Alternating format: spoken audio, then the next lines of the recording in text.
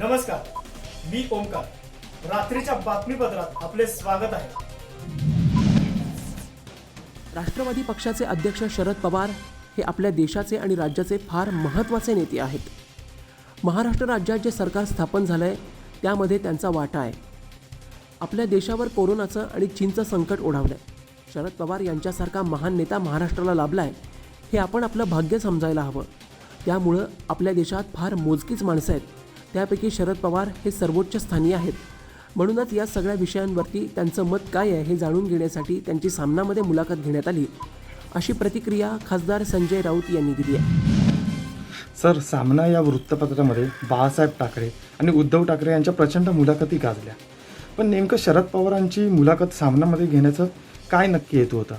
शरद पवार देशाचे फार महत्त्वाचे नेते आहेत.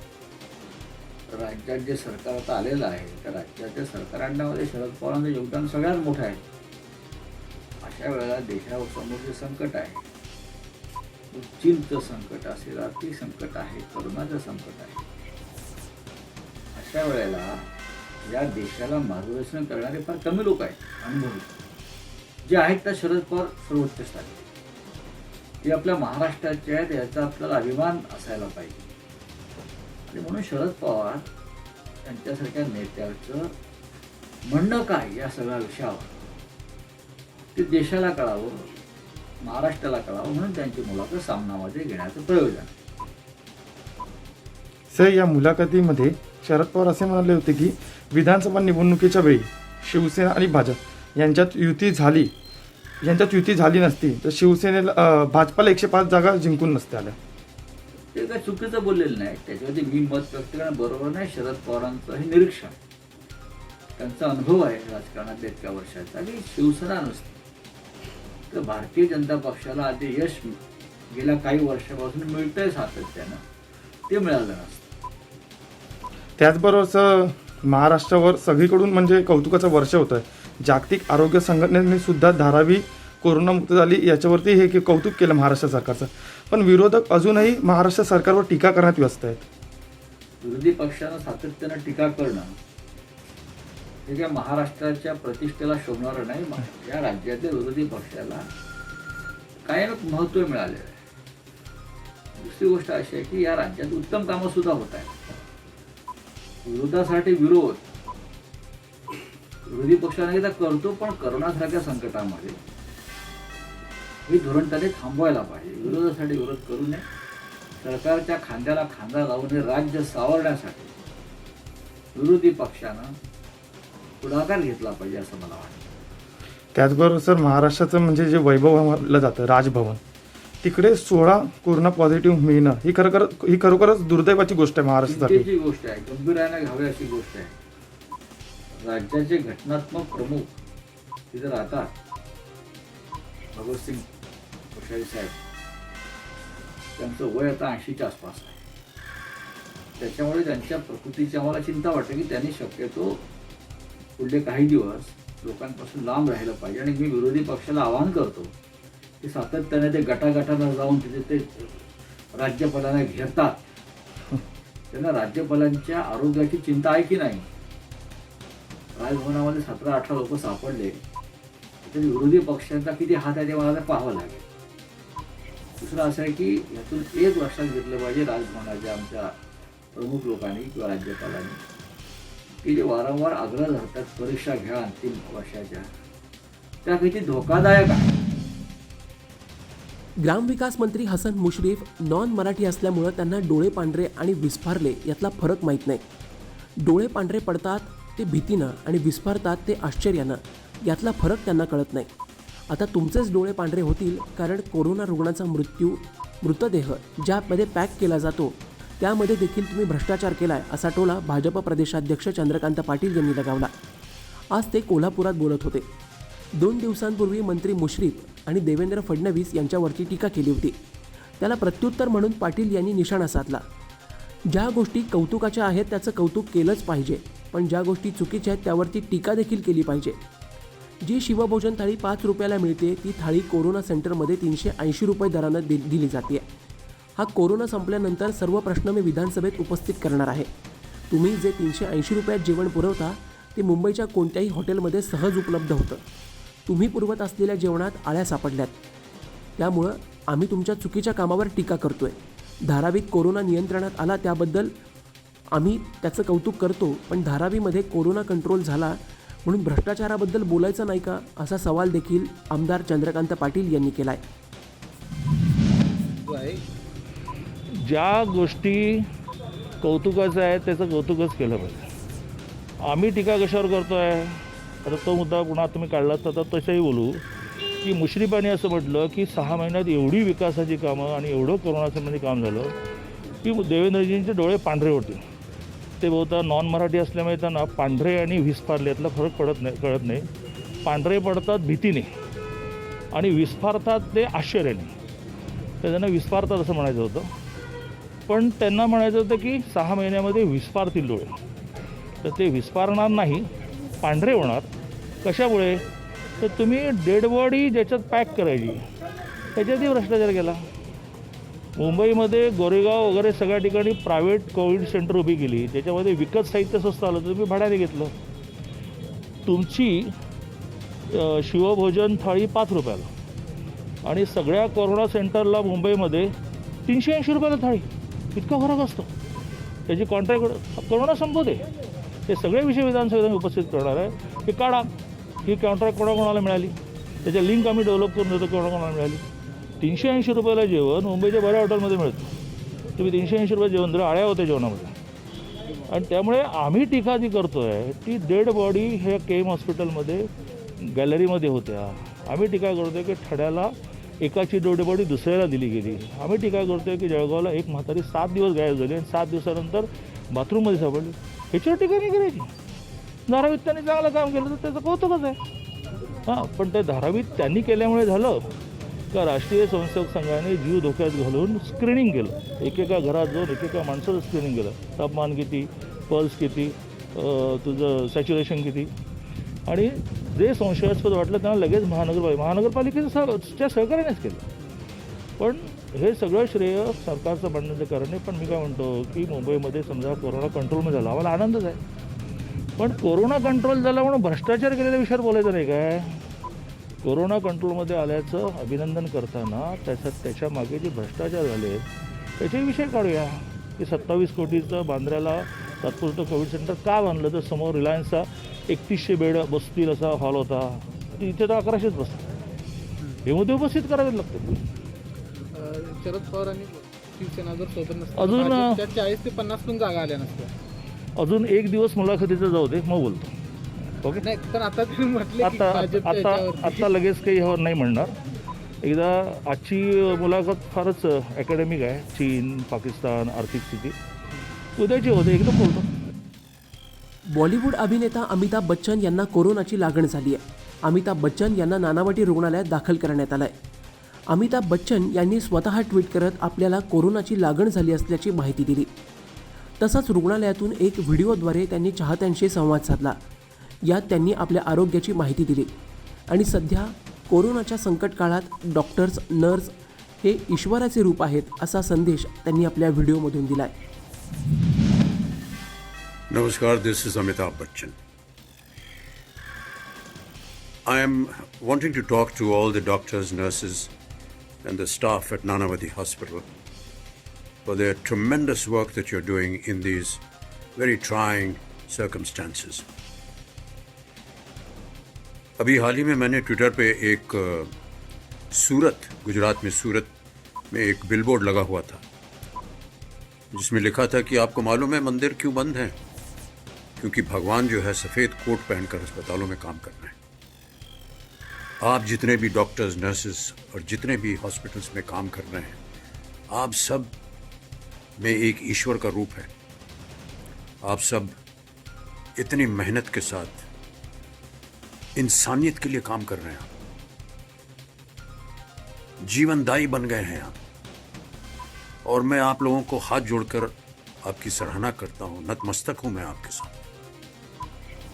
बहुत ही सराहनीय काम हो रहा है, और आप ना होते तो न जाने इंसानियत कहाँ जाती।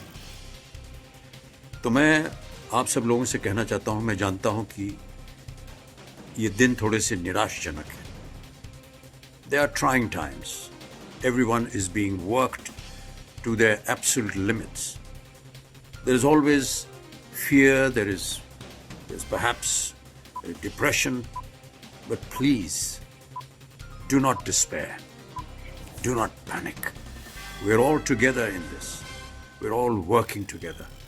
And we hope and wish that very soon we shall come out of these extraneous circumstances. Thank you so much, Nanavati Hospital, and all the nurses and doctors and the people that are working there, the staff at Nanavati Hospital. I have had a wonderful experience every time I have been to your facility.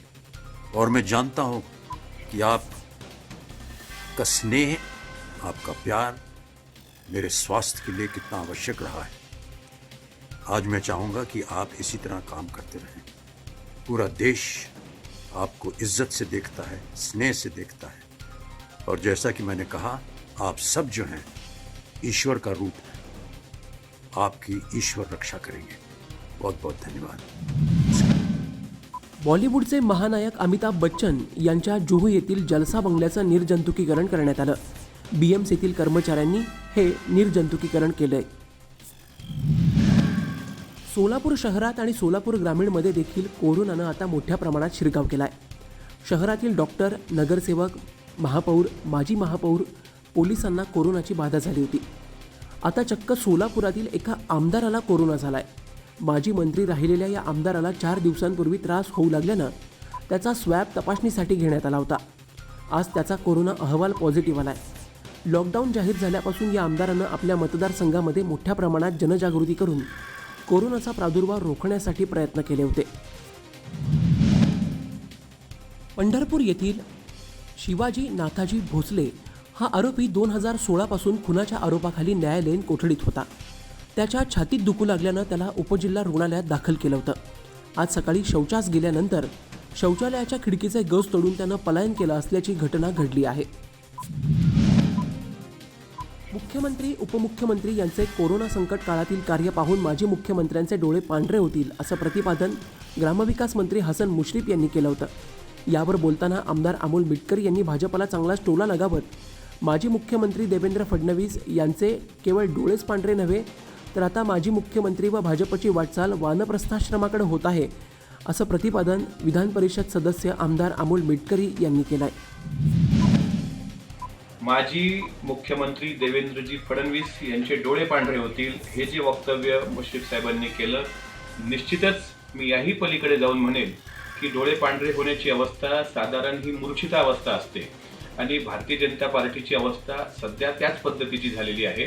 महाविकास आघाडीचं काम उत्तम रीतीने चालत आहे आणि कुठल्याही परिस्थितीत या सरकारमध्ये फूट पाडण्याचं जे त्यांचं षडयंत्र होतं ते कुठेही यशस्वी होताना दिसत नाही.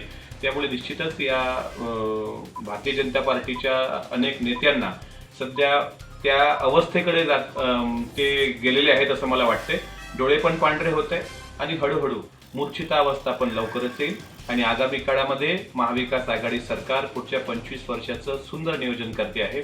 त्याच्यामुळे त्यांनी शांततेनं राहावं आणि एकाच ठिकाणी बसून आता वानप्रस्थाकडे वळावं, एवढंच मी त्यांना या निमित्तानं. कोरोना पॉझिटिव्ह रुग्णांवरती केलेल्या उपचारानंतर उर्वरित कचरा वस्तू रुग्णालयातून थेट रस्त्यावरती आणून टाकत जात असल्याचं पुन्हा एकदा डोंबिवलीमध्ये आढळून आलंय. काही दिवसांपूर्वी डोंबिवलीच्या निवासी भागातील मिलाप नगर तलावासमोर हातमोजे, मास्क, प्लास्टिक, रबर सदृश्य वस्तू अशा बायोमेडिकल वेस्टच्या प्लास्टिक पिशव्या कचऱ्यात आढळून आल्यानं रहिवाशांमध्ये भीतीचं वातावरण निर्माण झालं होतं.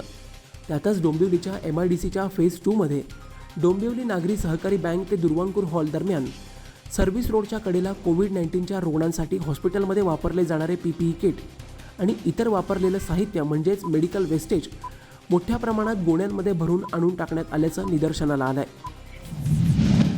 आणि आपला हा जो डोंबिवली शहरामध्ये 11,500च्या वरती आपण कोरोनाचे संसर्ग झालेले आहेत आणि कालचाच आकडा बघितला तर 606 नवीन रुग्ण आलेले आहेत. आणि हा जो रोग आहे हा हवेच्या माध्यमातून ह्याचं संसर्ग होतो आणि हा रस्त्यावरती पडलेला हा सगळा कचरा आहे जो लोकांच्या आयुष्याला शी खूप निगडीत आहे आणि लोकांमध्ये ह्याचा संसर्ग होऊन अधिक मोठ्या प्रमाणामध्ये या आजूबाजूच्या विभागामध्ये याचा संसर्ग होऊ शकतो आणि खूप घातक आहे.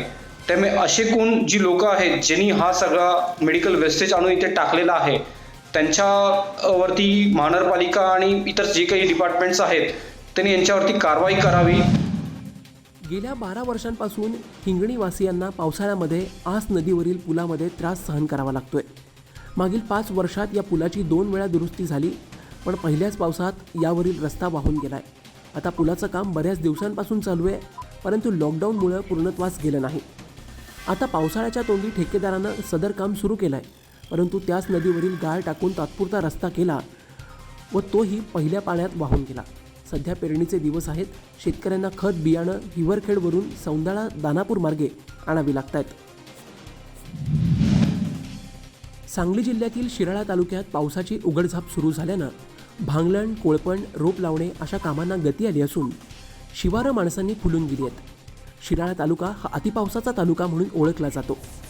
सध्या चांदोली धरणाच्या पाणलोट क्षेत्रात पावसाची संततधार कायम असली तरी धरण परिसरात पावसाचा जोर कमी आहे.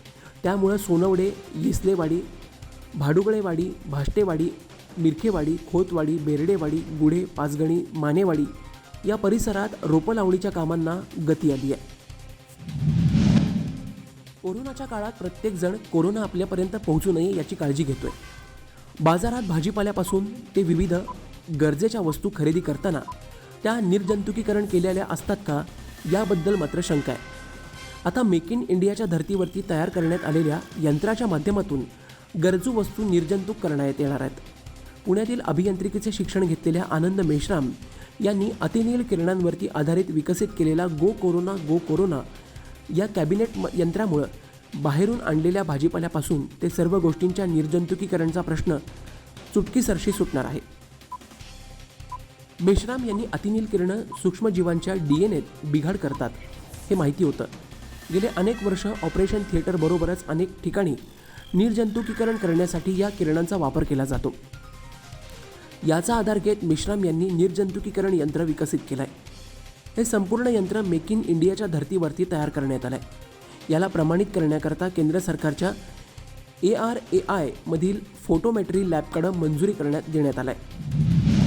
हे जे यंत्र आहे हे आपण सूर्याच्या अतिनील किरणं जे आहेत ते आपण आर्टिफिशियली क्रिएट केलेली आहेत आणि याचा आपण वापर करतो कोरोना व्हायरसला मारण्यासाठी. कोरोना व्हायरस होत असणाऱ्या बाकीचे सगळे जे काही व्हायरस आहेत ते पण याच्यामधून मारतात. याची जी किंमत आहे ही सामान्य लोकांच्या आवाक्यामध्ये आहे. याच्यामध्ये आपण जो बँड बनवलेला आहे तो साधारणतः 7 ते 8 हजार रुपये किमतीमध्ये येतो. जो कॅबिनेट आहे आपला हा 13 ते 15 हजार रुपये किमतीमध्ये आहे. जो रूम सॅनिटायझर आहे 40 ते 50 हजार रुपयाच्या किमतीमध्ये आहे. कोणताही सामान्य माणूस याला वापरू शकेल, आपल्या स्वतःच्या घरामध्ये आणू शकेल. याच्यासाठी आम्ही मेक इन इंडियाच्या अंतर्गत श्री मोदी साहेबांच्या आत्मनिर्भर योजनेमधून स्वयंप्रेरित होऊन हे प्रोग्राम डेव्हलप केले. मध्य प्रदेशात ज्योतिरादित्य यांना गळाला लावत भाजपनं काँग्रेसमध्ये सत्ता हिसकावली. आता राजस्थानमध्येही तेच होणार का अशी चर्चा सुरू झाली आहे. कारण सचिन पायलट हे सरकारमध्ये अधिकार मिळत नसल्यानं नाराज असल्याच्या चर्चा आहेत.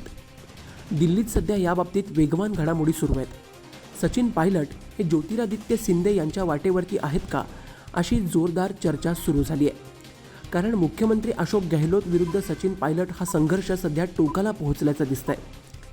सचिन पायलट गटाचे 16 आमदार दिल्लीत दाखल झाल्याचं समजत आहे. शिवाय गेल्या 2 दिवसांपासून सचिन पायलट चुप्पी साधून आहेत. ना कुठलं ट्विट, ना कुठलं वक्तव्य, ना कोणाचे फोन उचलत आहेत. त्यामुळे त्यांच्या मनात नेमकं चाललंय काय असा प्रश्न सगळ्यांना पडलाय. कालच अशोक गेहलोत यांनी भाजप आमदारांना 20-25 कोटींचं लालच दाखवत असल्याचा आरोप केला होता. या नाराजीच्या दरम्यानच आता सचिन पायलट गटाचे आमदार हे दिल्लीत पोहोचलेत.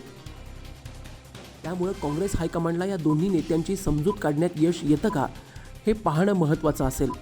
पायलट हे ज्योतिरादित्य यांच्या वाटेवर असल्याच्या चर्चांमुळे आता काँग्रेसचे ज्येष्ठ नेतेही पक्षाला सावधगिरीचा सल्ला देत आहेत. कोरोनाचा वाढता संसर्ग रोखण्यासाठी शासनानं धार्मिक स्थळं बंद ठेवण्याचे आदेश दिलेत. जेजुरीचं खंडोबा मंदिर 17 मार्चपासून बंद आहे. खंडोबा मंदिरात भाविक आणि नवविवाहित मोठ्या संख्येनं दर्शनासाठी येत असतात. कोरोनामुळे मंदिर बंद असल्यानं त्याची मोठी अडचण होती आहे. त्यानंतर डिजिटल दर्शनाची सोय करण्याच्या सूचना सहधर्मादाय आयुक्त दिलीप देशमुख यांनी दिली होती. खंडोबाचं दर्शन मिळावं यासाठी शहराच्या शिवाजी चौकात स्क्रीन उभारून थेट दर्शनाची सोय मार्तंड देवस्थानानं उपलब्ध करून दिली आहे. त्यानुसार आता भाविकांना खंडेरायाचं डिजिटल दर्शन घेता येणार आहे. त्यामुळं पुढील आदेश येईपर्यंत मंदिर बंदच राहणार आहे. ठाकरे सरकार पडणार असल्याचा कांगावा स्वतः त्यांचेच लोक करतायत. कोरोनावरती अपयशी ठरल्यामुळं ते लक्ष विचलित करण्याचा प्रयत्न करत असल्याची टीका विरोधी पक्षनेते देवेंद्र फडणवीस यांनी केली आहे. राज्यात खूप चिंताजनक अशी परिस्थिती आहे. एकीकडे कोरोनाचे ॲक्टिव्ह केसेस वाढत आहेत, त्यासोबत मृतांचा आकडा वाढतोय. हा आकडा 10,000च्या पार गेला आहे. आतापर्यंत देशात जेवढे कोरोनामुळे मृत्यू झालेत त्यातले 46% मृत्यू केवळ महाराष्ट्रात आहेत. महाराष्ट्रात खूप मोठ्या प्रमाणात अनरजिस्टर्ड डेथ आहेत असा आरोपही देवेंद्र फडणवीस यांनी केला आहे. बिग बी अमिताभ बच्चन आणि अभिषेक बच्चन यांना कोरोनाची लागण झाल्यानंतर आता ऐश्वर्या राय बच्चन आणि आराध्या बच्चन यांनाही कोरोनाची लागण झाली आहे. जया बच्चन यांची कोरोना चाचणी मात्र निगेटिव्ह आली आहे. अमिताभ बच्चन यांची प्रकृती स्थिर आहे. काल रात्री अमिताभ बच्चन आणि अभिषेक बच्चन यांना कोरोनाची लागण झाल्यानंतर हॉस्पिटलमध्ये भरती करण्यात आलं. दरम्यान आता अमिताभ बच्चन यांची प्रकृती स्थिर असून नानावटी हॉस्पिटलकडून अधिकृत माहिती देण्यात आली आहे. त्यांच्या जनसंपर्क अधिकाऱ्यांनी सांगितलं की अमिताभ बच्चन यांची प्रकृती स्थिर आहे. त्यांना कोविड-19ची काहीशी लक्षणं आहेत. ते सध्या नानावटी सुपर स्पेशालिटी हॉस्पिटलमध्ये आयसोलेशन युनिटमध्ये भरती आहेत. दरम्यान सकाळी उठून त्यांनी नाश्ता केला असल्याचं देखील डॉक्टरांनी सांगितलं आहे. बॉलिवूड चित्रपटसृष्टीतील ज्येष्ठ अभिनेते अमिताभ बच्चन यांना कोरोना विषाणूची लागण झाली आहे. त्यानंतर काही वेळातच मुलगा अभिषेक बच्चन यानं देखील आपली कोरोना चाचणी पॉझिटिव्ह आल्याचं ट्विटरवरती सांगितलं आहे. या दोन्ही बापलेकांना मुंबईतील प्रसिद्ध नानावटी रुग्णालयात भरती करण्यात आलं आहे. याआधी अमिताभ यांनी स्वतः ट्विट करून याबद्दलची माहिती दिली आहे. मी आणि माझे वडील आम्हा दोघांनाही कोरोनाची चाचणी पॉझिटिव्ह आली आहे. आम्हाला दोघांना कोरोनाची सौम्य लक्षणं असून रुग्णालयात भरती करण्यात आलं आहे. मी सर्व स्टाफ आणि कुटुंबातील सदस्यांना कोरोना चाचणी करण्यास सांगितलं आहे. मी सर्वांना विनंती करतो की शांत रहा आणि घाबरू नका असं ट्विट अभिषेक बच्चन यांनी केलं आहे. पाकिस्तानपेक्षा चीन हा भारताचा मोठा शत्रू आहे हे माझं मागील अनेक वर्षांपासून मत आहे. लांब पल्ल्याच्या दृष्टीने विचार केल्यास आपल्या हितसंदर्भात खरं संकट निर्माण करण्याची ताकद, दृष्टी आणि कार्यक्रम फक्त चीनचा आहे असं राष्ट्रवादी काँग्रेसचे अध्यक्ष शरद पवार यांनी म्हटलं आहे. यापूर्वी जॉर्ज फर्नांडिस यांनी देखील संरक्षण मंत्री असताना देखील चीन हा पाकिस्तानपेक्षा मोठा शत्रू असल्याचं म्हटलं होतं. तेव्हा त्यांच्यावरती खूप टीका झाली होती. शिवसेना नेते तथा खासदार आणि सामनाचे संपादक संजय राऊत यांनी शरद पवार यांची मुलाखत घेतली. या मुलाखतीत शरद पवार यांनी महाराष्ट्रातील ठाकरे सरकारला अजिबात धोका नाही असं म्हटलं आहे. ही मुलाखत 11, 12 आणि 13 जुलैला प्रसारित होती आहे. या मुलाखतीत लॉकडाऊन, कोरोना, चीनचं संकट, ढासळलेली अर्थव्यवस्था अशा सर्वच प्रश्नांवरती शरद पवार यांनी संवाद साधला आहे. पुण्यात लॉकडाऊन करण्याचा निर्णय उपमुख्यमंत्री अजित पवार यांनी एकतर्फी घेतला. याबद्दल माजी मंत्री गिरीश बापट यांनी नाराजी व्यक्त केली. त्यानंतर आता राष्ट्रवादी काँग्रेसच्या महिला अध्यक्ष रुपाली चाकणकर यांनी गिरीश बापट यांच्यावरती निशाणा साधला आहे. लोकप्रतिनिधींना विश्वासात घेऊन निर्णय घेण्याचा सल्ला पंतप्रधान नरेंद्र मोदींना द्या असं उत्तर दिलंय. गिरीश बापट यांनी पुण्यातील लॉकडाऊनचा निर्णय एकतर्फी आणि लोकप्रतिनिधींना विश्वासात न घेता केल्याचा आरोप केला. तसंच असे निर्णय होत राहिले तर आम्ही पुढे काय करायचं हे ठरवू असा इशारा अजित पवार यांना दिला. यावरती रुपाली चाकणकर यांनी बापट यांना हीच हिंमत पंतप्रधान नरेंद्र मोदी यांनी कुणालाही विश्वासात न घेता पहिला लॉकडाऊन जाहीर केला तेव्हा दाखवायला हवी होती असं म्हणत टोला लगावला. 100पेक्षा जास्त दिवसांपासून पुणेकर हे कोरोनाशी सामना करत आहेत. लॉकडाऊन आणि अनलॉक या दोन्ही समस्यांमध्ये पुणेकर एकत्रित येऊन हा लढा देतात आहेत. मला पुण्याच्या खासदारांना विचारायचं आहे, इतक्या दिवसांच्या कालावधीमध्ये आपण कुठे होतात? केंद्र सरकारकडून आपण नक्की किती मदत घेतली जी पुणेकरांना फायद्याची ठरली? आपण नक्कीच उपाययोजना करत असताना किती हॉस्पिटलमध्ये गाठीभेटी दिल्यात, किती रुग्णांची विचारपूस केली? पुणेकरांच्या पाठीशी उभं राहत असताना पुणेकरांसाठी आपलं योगदान काय होतं या सगळ्या गोष्टी आपण सांगाव्यात आणि त्यानंतर आदरणीय अजितदादांनी घेतलेला निर्णय यावरती बोलावं. ज्यावेळेस सर्वप्रथम लॉकडाऊनची घोषणा सन्माननीय पंतप्रधान मोदी साहेबांनी केली त्यावेळेस कदाचित हाच प्रश्न आपण त्यांना विचारला असता तर फार बरं पडलं असतं की आपण एकतर्फी निर्णय कसे काय घेत होतात. यामध्ये आदरणीय दादा दर आठवड्याला पुणे जिल्हा असेल, शहर असेल, या सगळ्यांमध्ये प्रशासनाबरोबर आढावा बैठक घेतात आहेत, स्वतः अनेक हॉस्पिटलमध्ये गाठीभेटी घेतात आहेत, रुग्णांची विचारपूस करतात आहेत आणि यामध्ये जशा जशा प्रशासनाबरोबर चर्चा करून उपाययोजना करता येतील त्याची अंमलबजावणी करत आहेत. त्याच्यामुळे खासदार बापटसाहेब, आपण घरात बसून अशा पद्धतीने जे काही वक्तव्य करत आहात निश्चितच चुकीचं आहात. पण एक त्यानिमित्तानं बरं झालं की पुणेकरांना खासदार दिसतात. 3 महिन्याच्या कालावधीमध्ये आपण कुठं होतात हेही पुणेकरांनी पाहिलं नव्हतं. या निमित्तानं आपण समोर आलात. अमिताभ बच्चन यांना कोरोनाची लागण झाली असून त्यांना नानावटी रुग्णालयात दाखल करण्यात आलं आहे. त्यांची प्रकृती ठीक आहे आणि ते असिम्प्टमॅटिक आहेत. असिम्प्टमॅटिक असे रुग्ण असतात ज्यांच्यात आजाराची लक्षणं दिसत नाहीत किंवा फार सौम्य लक्षणं दिसतात, अशी माहिती आरोग्यमंत्री राजेश टोपे यांनी दिली आहे. महानायक अमिताभ बच्चन आणि श्री अभिषेक बच्चन दोघेही पॉझिटिव्ह डिटेक्ट झालेले आहेत. त्यांनी त्यांच्या असलेल्या लक्षणांच्या आधारावर अँटीजन टेस्ट केल्या आणि त्या पॉझिटिव्ह आल्यामुळे नानावटी हॉस्पिटलमध्ये ते स्वतः दोघेही ॲडमिट आहेत. त्यांची प्रकृती ही स्टेबल आहे.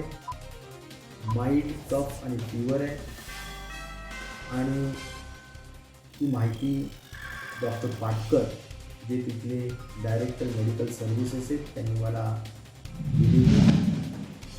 संपूर्ण राज्याचं स्फूर्तीस्थान असलेला प्रतापगड किल्ला छत्रपती शिवरायांच्या शौर्याच्या इतिहासाची साक्ष देतो. या किल्ल्याच्या तटबंदीलगत दरड कोसळल्यानं या किल्ल्याच्या तटबंदीला धोका निर्माण झाला आहे. गेल्या काही दिवसापासून मुसळधार पडणाऱ्या पावसानं ही दरड कोसळली आहे. स्थानिक नागरिकांनी याविषयीची माहिती दिली आहे. या किल्ल्याची तटबंदी ढासळण्याची भीतीही त्यांनी व्यक्त केली आहे. त्यामुळे प्रशासनानं वेळीच डागडुजी करण्याची गरज आहे. पर्यटन मंत्री आदित्य ठाकरे यांचं विधान हे सहन होत नाही आणि सांगता येत नाही अशा प्रकारचं आहे. कारण सरकार म्हणून जी जबाबदारी जनतेमध्ये जाऊन व सुखदुःख समजून घ्यायचं नियोजन करणं व आढावा घेणं व त्यावरती उपाययोजना करणं असतं, ते करण्याऐवजी व्हिडिओ कॉन्फरन्सिंगच्या माध्यमातून सरकारचा कारभार सुरू आहे. अशावेळी विरोधी पक्षनेते त्या ठिकाणी जाऊन जर रुग्णांची समजूत घेत असतील, तर तेथील रुग्णालयांची व्यवस्था पाहत असतील, तसंच तिथल्या व्यवस्था करण्यासाठी मदत होत असेल, तर त्यावर अशा प्रकारे टीका टिप्पणी करणं म्हणजे महाराष्ट्रातील जनता ज्या पद्धतीनं देवेंद्र फडणवीस प्रत्यक्ष फील्डवर जाऊन कोविडच्या परिस्थितीचा आढावा घेत आहेत त्याचं कौतुक करत असताना त्यावर पोटशूळ उठलं आहे. त्या उद्विग्नतेतून अशा प्रकारची भूमिका पर्यटन मंत्र्यांनी स्पष्ट करावीशी वाटते, असं सडेतोड प्रत्युत्तर विधान परिषदेचे विरोधी पक्षनेते प्रवीण दरेकर यांनी दिलं आहे. मला वाटतं पर्यटन मंत्री आदित्य ठाकरे यांचं विधान हे सहनही होत नाही आणि सांगताही येत नाही अशा प्रकारचं आहे. कारण खरं म्हणजे जी जबाबदारी सरकार म्हणून या ठिकाणी जनतेमध्ये जाऊन रुग्णांची सुखदुःख समजून त्याचं नियोजन करणं, आढावा घेणं आणि उपाययोजना करणं असतं, ते करण्याच्या ऐवजी व्हिडिओ कॉन्फरन्सिंगच्या माध्यमातून कारभार सरकारचा सुरू आहे. आणि अशा वेळेला विरोधी पक्ष नेते जर त्या ठिकाणी जाऊन रुग्णांची दुःख समजून घेत असतील, त्या ठिकाणी हॉस्पिटलची व्यवस्था पाहत असतील, त्या ठिकाणच्या व्यवस्था करण्यासंदर्भात मदत होत असेल, तर मला वाटतं त्याच्यावर अशा प्रकारची टीका टिप्पणी करणं म्हणजे मला वाटतं ज्या पद्धतीनं महाराष्ट्रातील जनता देवेंद्र फडणवीसांचं या जनतेच्या पर्यंत जाण्याचं कौतुक करतंय, त्याचं मला वाटतं पोटशूळ या ठिकाणी उठलं आहे. आणि त्या उद्विग्नतेतून अशा प्रकारची भूमिका मला वाटतं पर्यटन मंत्र्यांना स्पष्ट करावीशी वाटते. मला या ठिकाणी आश्चर्य वाटतं, किंबहुना माझं त्यांना आवाहन या ठिकाणी आहे की आम्ही ज्या ठिकाणी गेलो तेवढ्या ठिकाणी आपण फिरा, हॉस्पिटलला आतमध्ये जा, त्या ठिकाणी कोविड पेशंटना भेटा, म्हणजे त्या ठिकाणी आपली संवेदनशीलता त्या ठिकाणी दिसून येईल.